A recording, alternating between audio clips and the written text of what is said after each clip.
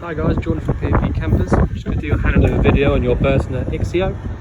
So we start under the bonnet. We've got the engine coolant here at the front, under this in this reservoir. Power steering fluid under this cap. Washer fluid on the back.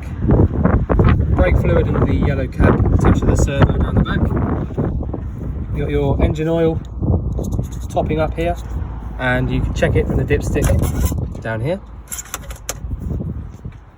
Your engine battery in here sits under the cab, under the floor in the cab, so the positive and the negative are under the bonnet here. So the positive is just here under this little cap, and your negative point is here. So if you wanted to jump start the van, then this is where you need to go to. If I just point out, the bonnet release is just in here, in the passenger door, and the diesel filling point just behind this flap here, and that's the ignition key in there, which will open that up. So if I just shut this down, because it's quite windy. So if we go on the driver's side now, just to show you a few bits in the cab. So it's all pretty simple, especially the automatic gearbox. It's essentially a manual gearbox with like an automatic selector. So all you need to do, if I just pop the ignition on, actually, just grab the key out and I'll show you what'll happen. So foot on the brake, key in the ignition to the first sort of interval, and you'll see, if I can show you in there, it says auto N. Okay, so that means it's automatic, in automatic mode, and it's in neutral. If I then put it into the middle here and let it go, it comes up saying auto 1, which means that it's in automatic, and it's sort of selecting first gear. If I then pressed on there again to the left, you just see it just comes up with just a 1, which means you're in manual mode, and you could go up or down and go through and select your gears when you're driving manually. And if I click it again, it'll come up saying automatic 1. Okay, so that's all there is to the automatic system. And then to put it back into neutral, over to the right and up, and you'll see it comes up with an N, and then reverse is just straight down. All right, and that's when you get your reversing camera pop up as well, as part of your head unit, which is a snooper head unit, which is a really nice quality head unit, really nice. So yeah, and it'll go off like that. All right, so as long as you're up in the top with N on the dash, you can start her up. I'm not going to, because I've got a few bits on in the back. So if I switch this off now, take the key out, that noise is perfectly normal. So on the left hand side here, we've got your air conditioning switch, which is this one here in the middle, and that'll only come on with the light if you've got it above 0, so you've got it 1, 2, 3 or 4. Your temperature selector, cold down the left, hot around to the right, and then you've got your fan setting, where it goes, and recirculate or drawing it in from outside. You can unlock and lock the cab from inside. So obviously you've got your covers, your sort of covers for the front here. So if you had all these sort of closed up at night and you wanted to lock the cab and you didn't have the key on you, you can just lean over and lock it or unlock it from inside. Also, you've got the hazard lights, so they're all working as they should. And yeah, so you've got cruise control down the bottom there. Your lights, main on and off light switch is on the left hand stalk, indicators, and the washers and washer fluid are on the right hand side. So yeah, I think that's about all I can show you in the cab. So if I hop out now, carry on around the outside first. Otherwise I've got a bit of a tendency to forget things. So you've got the main caravan door, which every single sort of key like that, or lock like that, is of this main key here. So you can lock and unlock that from there. Next we've got the Dometic fridge vents. So if you had your fridge on gas, you're going to feel a little bit of warm air coming out through the top up here.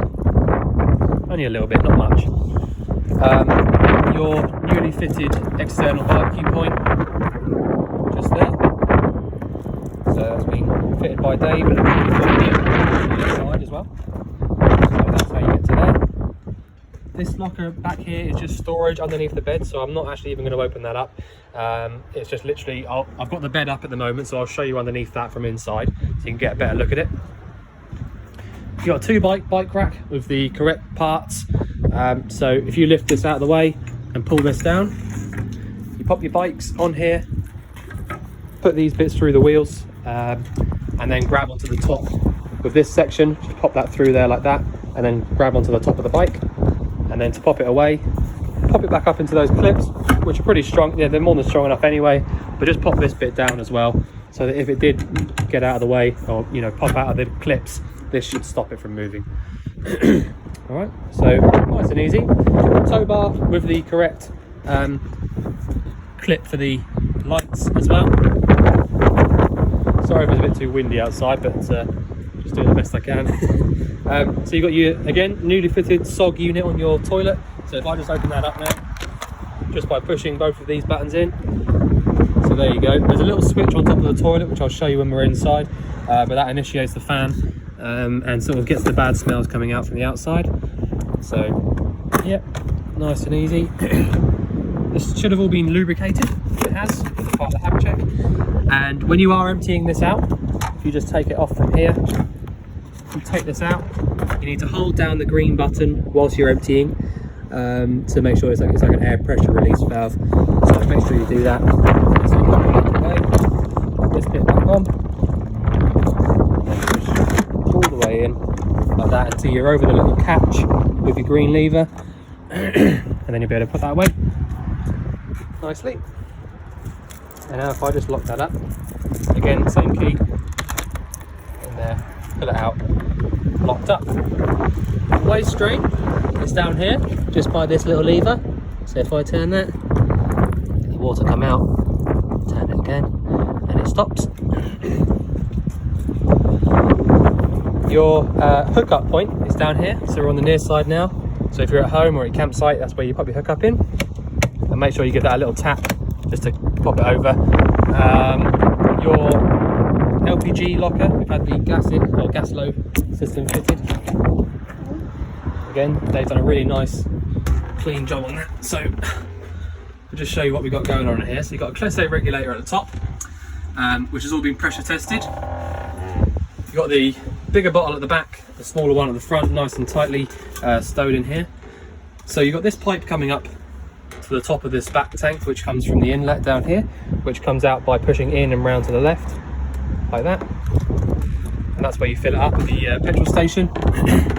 So that fills the bottle up, and then in line sort of tops them both up. You've got the main on and off switch here, same on both of them, so it tells you which way to go, but basically round to the left anti-clockwise is on, and round to the right like this clockwise is off. And if you remember to go all the way on when you are going to go on, it'll make sure that it's you won't be able to get confused which way is off when you come back to it. So it's just something to point out.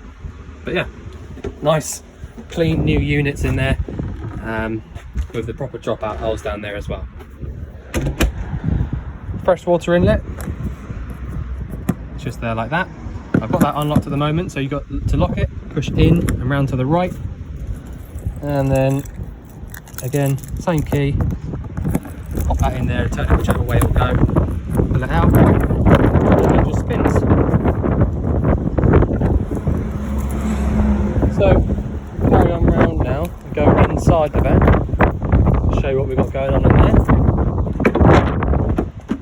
It's really nice, quite easy to use van, I think. You know, everything's quite nicely, clearly laid out. So, first thing you notice when you walk in is you've got a few switches down here. These are all just for lights, so you can go through and decide which ones you do or you don't like, and you can sort of configure them so that you can leave certain buttons on even when you turn all this off, so that when you come in here and switch it all on, they'll just come on straight away. But for the time being, I'll have them all off. So this is your main control panel above the door. Really, really easy. If you had a hookup plugged in, this little light up here would be glowing on the hookup symbol, but because I don't at the moment, it's not. All you got on here is this caravan or motorhome, looking A-class motorhome. The front battery symbol, if you push and hold that, it shows the engine battery level. So you're at 12.5 volts on the engine, perfect. And then the back button shows you the leisure battery level. Push and hold that, 14.5 volts in the leisure battery. So that's brilliant. Main on and off switch for the 12 volts. So it's on at the moment by clicking this button on the left. And if I wanted to turn it all off, I could click the button on the right. The top button up here is your fresh water level. So it shows you 1/4 of a tank of fresh water. And the button on the bottom is the waste. So you've got 1/4 of a tank of waste.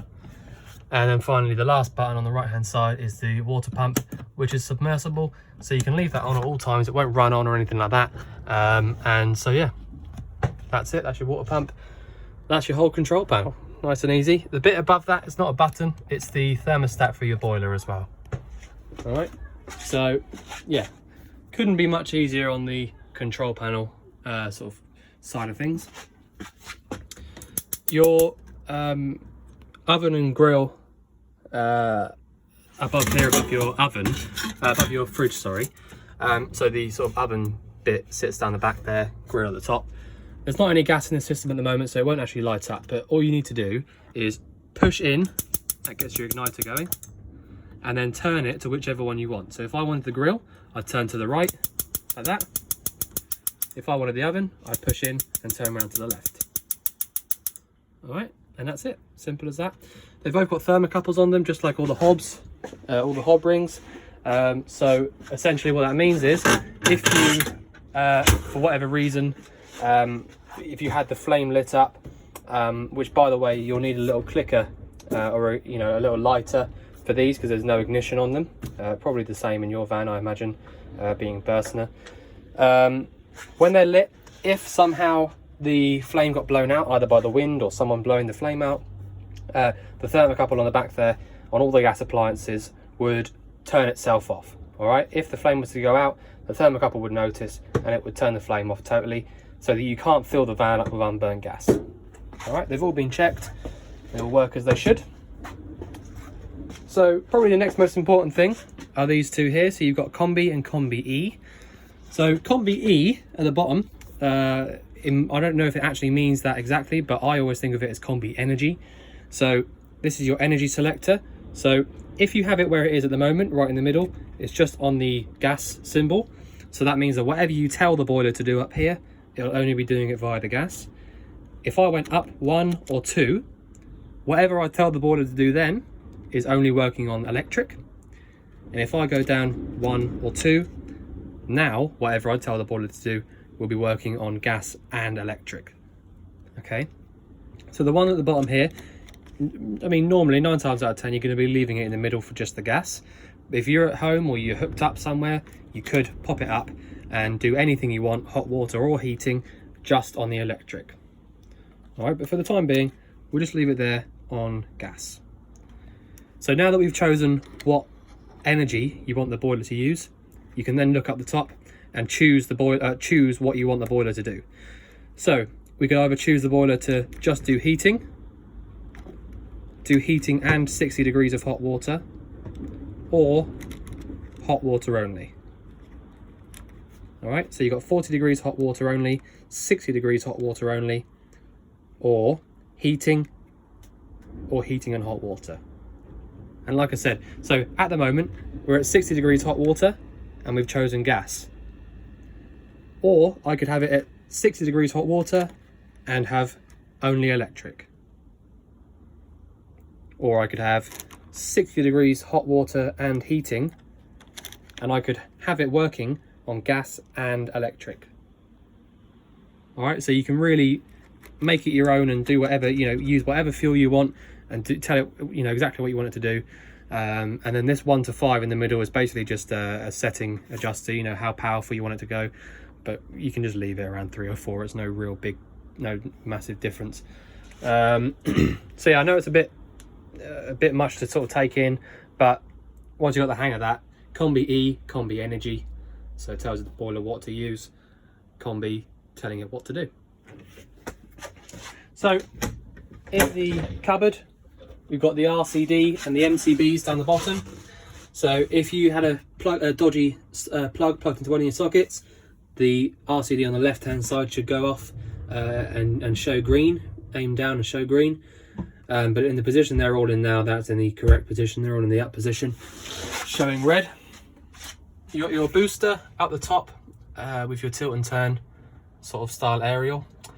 That's about all there is in the cupboard.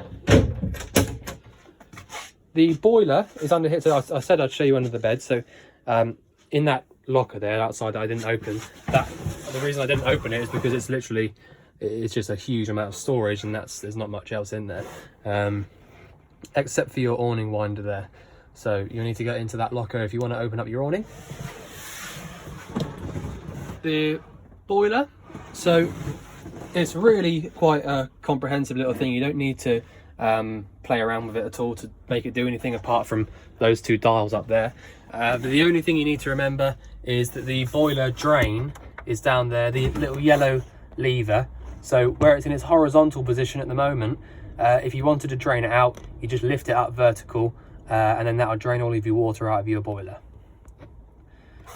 Right, so this is a nice new neat piping for the external gas point that Dave fitted. It all looks nice and neat there. So yeah, so like I said, you don't need to, you shouldn't ever need to actually go under here and sort of play around with anything, because it's all just enclosed. But yeah, they're quite quiet and easygoing boilers. So the fridge, really easy. Nice new style Dometic fridge. So at the moment it's not going to work on any of these sort of energies, okay, because I've not got a hookup cable plugged in, I don't have any gas in the system, and the engine isn't running. Okay, so the idea is if I switch it on, automatically it's chosen 12 volt and it's flashing at me because I've not got the engine running. All right, or I could use gas, click on the gas, and it would try and light up and it won't light. But like I said, it just does its own thing. It tries to light on its own. The igniter does its own thing. You don't need to do anything. All you need to do is choose gas or choose electric and just forget about it, and it'll just get cold. All right. Now, the only thing you need to bear in mind, I'm going to turn this off now so I don't keep making that noise. So the way these fridges work is you can either get it cold first via the electric or the gas. Perhaps the night before you go away, it's the best idea. And then only use the 12 volt when your engine's running and when you're driving to where you're going. All right, so like I said, if you're going to go on holiday the next day, get it cold first, either via the hookup or the gas, and then just for when you're driving, pop it over to the 12 volt, the battery symbol. And then when you get to where you're going, everything will still be freezing cold inside the fridge. But like I said, it just won't get the fridge cold on its own. So one of these two first, and then just use that one just for when you're driving. So yeah, nice and easy. I'll put that bed down in a minute. See if we've got anything. So you've got a TV bracket in here. So you can pop a small telly in there and then just slide it in out the way so that you can watch it while sat in bed. The bathroom, really nice and spacious, massive size really. Standard sort of tap, exactly the same as in the kitchen, hot and cold. And then of course you've got your shower and shower head as well, which is exactly the same, you just got the same hot and cold. But yeah. So the toilet itself, like I was saying outside, you've got this little switch here on the right hand side. So this is the SOG. So if I turn that on, that's the little fan for the SOG unit. So that's if you want to use that, you can do it there. But as for actually flushing the toilet, it's this little blue button over here. So if I push and hold that, you get your flush, and then to empty it, it's this lever. Right. Now if you find that you're going to try and take the cassette out from outside, and you find that you've got to take it out and it won't come out any further than a couple of inches, then you need to come back in here and just make sure that you've got the flap in the closed position like this, rather than open like that, because that'll be what's stopping it from pulling out. They lock up. When you've got it in the open position, you shouldn't ever be able to take it out unless you've broken it. So just something to bear in mind. Yeah, so nice and easy in the bathroom. The light switch is just down here, so that gives you your lights up the top. yeah, I'm not actually going to open, well, I will. I'll just show you how these work. It's just so windy outside, I don't want to. If you push this button in and then pull down, open it all the way up like that, then you can close it back down. You can also have it in these little slots as well, but really you just want to have it in the middle and then all the way back up. That's it. That's how those skylights work. So your drop down bed is super easy. You just need to pull this lever and then start pulling the bed down. There you go. So I've just done it with one hand. Pull it all the way down until it won't go any further. And that's your great big bed. You got a little light switch over there, which should do those lights at the top. And then to pop her away, you just push up. It's a bit heavier to push up, but not too bad. And then just go all the way, like that. And that is absolutely solid as a rock. Much more solid than some of the other ones that I've felt, if I'm honest. So they've obviously revised the sort of design a little bit. But yeah, we've also got these little cupboards under here which work on these little hinges. So yeah, really nice, smart design.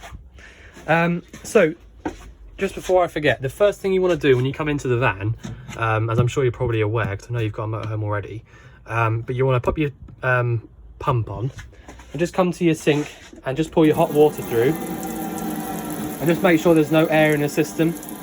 And obviously just that's to double check that your boiler has actually got water in it as well, before you start trying to sort of light it up and all that kind of stuff. Because obviously, you know, if you try and light your boiler up with no water in it, you're going to be running into some pretty big problems. So just as a safety precaution, just make sure that you do that at the start, and then you can just forget about it and just do whatever you want with the boiler, the heating, whatnot. You know, so just do that first, just as a sort of a safety thing, so that you can prolong the life of everything. Underneath the sink, you got your gas manifold, so they've all got their own symbols on them. So you got the hob, the boiler, the fridge, and the oven. So that's the oven and grill. So if you had a problem with any of those individual appliances, then you can sort of isolate them one by one from there. So if you wanted to isolate them all, then you do that. But you know, and that's something that you don't actually have to do if you're going to leave the van for a little while. You definitely don't have to do that. You know, every now and again I've seen customers turning them all off when they're not using the van. You don't need to do that, because if you turn the gas bottles off from outside in the locker, then there's no possible gas that can come through, you know. So just make sure that you leave them all on, and if you get a problem with one of them, then switch it off. All right. The reason I say that is because when you turn them off and then turn them back on again, the gas takes quite a while to get back through to the appliance. So unless you've got a problem with one of them, don't worry about that too much. Storage, plenty of storage. Knives and forks, bits and bobs like that. I mean, you've got light switches all over the place, really. I mean, you've got this little switch up the top here for these, which is that one. A couple of, you've got a plug socket and a 12-volt socket there as well. But yeah, so it's all very nice and simple. Massive storage again. And then just to get to the vents for the heating under there.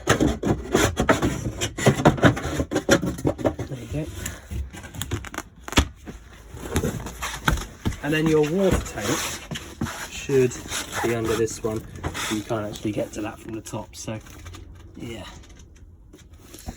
All right, so you got two 3-point belts here as well, so you can have 4 people sort of safely driving in the van. Yeah, so I don't know if there's anything else I've actually missed, or if there's anything you think I've missed. All the paperwork is there in that brown folder, or well, not all of it, but all of the sort of appliance paperwork should be there in that folder. Obviously the rest of it's in the office in your folder, but yeah. So if you think I've missed anything out, then obviously let us know, and I'll do my best to sort of answer any questions that you might have. But otherwise, we look forward to seeing you soon to get your van. Thanks very much.